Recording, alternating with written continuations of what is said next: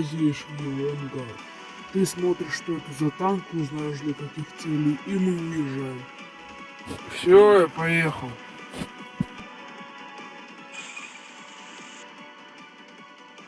Это что такое? Нужно срочно здесь все обыскать и найти ответ, для чего эта махина создана.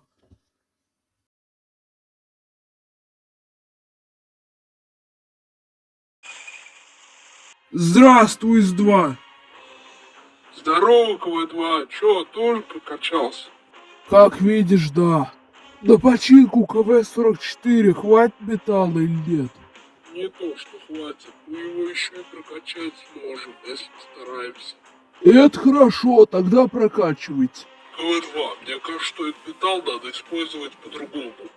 Мы можем создать из остатков огромную пушку, чтобы она одним снарядом вот разносила целую толпу зомби.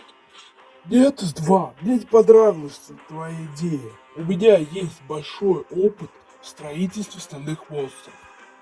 Многопушный танк будет эффективнее, чем одна большая пушка. Вот добудем металл, твое предложение пойдет на рассмотрение, а пока что нет. Хорошо, КВ-2, скоро будем рисовать совместно с ВТГ чертеж нового КВ-44. На твой КВ-44 даже на танк не похож. Это мой КВ-44, на танк не похож. У тебя снаряд в танк не помещается. Ха, на твоего КВ-44 пушки на линии похожи. Он не то что зомби не пробьет, он муху не пробьет.